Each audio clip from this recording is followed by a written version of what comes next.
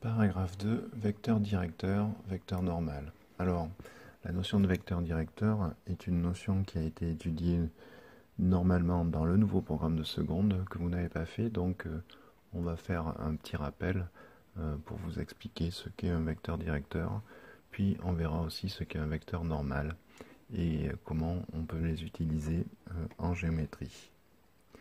Alors, définition. On appelle vecteur directeur de la droite D tout vecteur ayant pour direction la droite D. Alors, il suffit de prendre deux points de cette droite et de joindre ces deux points par un vecteur pour avoir un vecteur directeur. Définition. Soit D une droite du plan de vecteur directeur petit u, on appelle vecteur normal à D tout vecteur orthogonal à U. Donc cette fois-ci, le vecteur normal, c'est un vecteur qui a une direction perpendiculaire à la direction de la droite. Alors, vous voyez sur l'exemple, donc le vecteur U a une direction qui est parallèle, confondue même ici, à celle de la droite D, et le vecteur V, lui, il a une direction qui est perpendiculaire à la droite D. Paragraphe 3. Équation de droite. Alors, rappel, équation cartésienne d'une droite. Alors, définition. Soit R un repère d'origine O et de vecteur IJ, un repère du plan. Soit A, B, C, trois nombres réels où A et B ne sont pas nuls simultanément. L'ensemble des points M de coordonnées x, y dont les coordonnées vérifient l'équation ax plus by plus c égale à 0 est une droite du plan.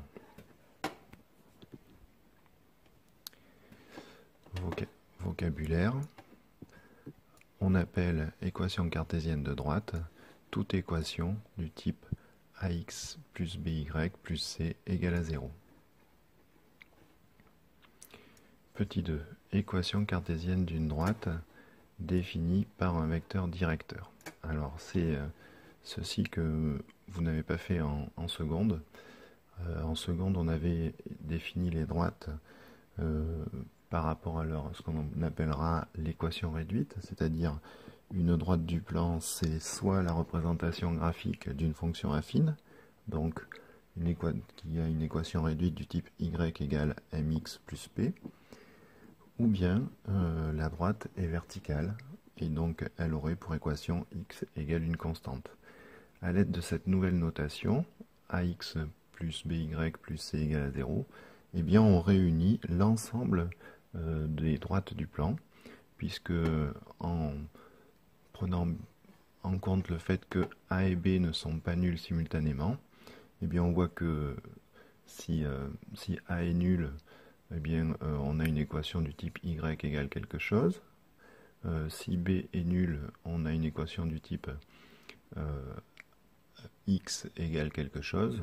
Et si ni A ni B ne sont nuls, eh bien on peut, à l'aide d'une transformation algébrique, réécrire cette expression sous la forme y égale mx plus p. Donc c'est la réunification de toutes les droites grâce à cette équation cartésienne. Et c'est en ça qu'elle est très intéressante, parce qu'on a besoin d'une seule équation pour définir cette fois-ci toutes les droites du plan.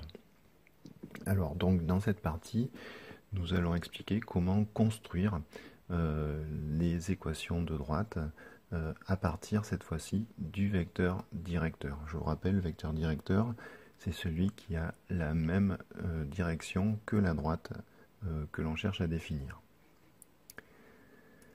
Alors, exemple méthode.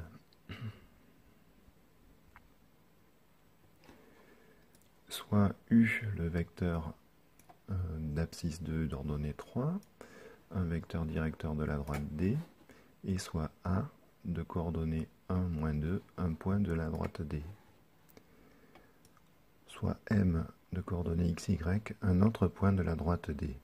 Dire que le point M appartient à la droite D signifie que le vecteur AM, qui est constitué de deux points de cette droite, est aussi un vecteur directeur de la droite D. Et donc, il a la même direction que notre vecteur directeur, comme le vecteur U. Et donc, les deux vecteurs AM et U ayant la même direction, eh bien, ils sont collinéaires. Alors, dans un premier temps, déterminons les coordonnées du vecteur AM. Donc, les coordonnées du vecteur AM, je vous rappelle, c'est en abscisse l'abscisse du point M, c'est-à-dire x, moins l'abscisse du point A, c'est-à-dire 1. Et en ordonnée, c'est l'ordonnée du point M, y, moins l'ordonnée du point A, c'est-à-dire moins 2. Alors, à partir de là, si nos deux vecteurs sont collinéaires, on peut construire ce que l'on appelle le déterminant. Alors le déterminant, vous voyez, il est constitué des coordonnées du vecteur AM et des coordonnées du vecteur U. Et il se calcule de la manière suivante. Alors il est égal à 0, bien sûr. Il se calcule de la manière suivante. Donc x moins 1, donc l'abscisse du vecteur AM, fois 3 l'ordonnée du vecteur U, moins l'ordonnée du vecteur AM fois l'abscisse du vecteur U. Dans les faits, il sera plus pratique de dire l'abscisse du vecteur AM fois l'ordonnée du vecteur U moins l'abscisse du vecteur U fois l'ordonnée du vecteur AM.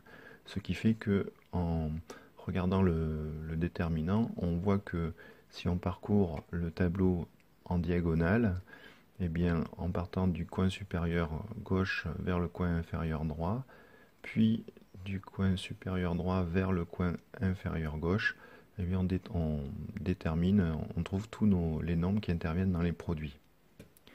Alors maintenant, eh bien, il n'y a plus qu'à simplifier cette expression algébrique. Je commence par développer les deux expressions, donc 3x moins 3 fois 1, moins 2y moins 2 fois 2. Faites attention, le signe moins placé devant la parenthèse s'applique à toute la parenthèse quand je développe.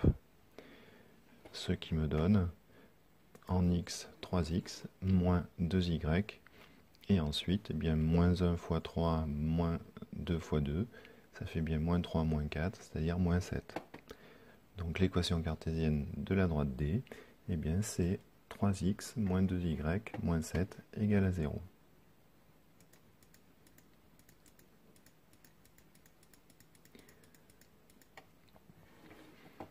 Alors, reconnaître les coordonnées d'un vecteur directeur. Propriété. Donc, soit D, une droite qui a pour équation cartésienne ax plus by plus c égale à 0.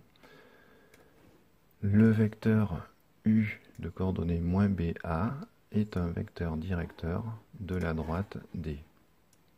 Alors, pour démontrer cette propriété, il suffirait tout simplement de refaire la méthode précédente, c'est-à-dire de dire qu'il existe un point de coordonnées x0, y0 qui appartient à la droite D, que par ce point et un point M de la droite D de coordonnées xy, on construit un vecteur directeur, et le vecteur U étant un autre vecteur directeur de la droite D, eh bien, en appliquant le déterminant égal à 0, on trouverait très simplement une équation du type ax plus by plus, alors il y aurait un coefficient constant que je pourrais renommer C, et qui me donnerait exactement l'équation proposée. Alors, le vecteur directeur, vous voyez, il se lie dans l'équation cartésienne. Il n'y a pas besoin de faire beaucoup de travail pour le trouver. C'est moins b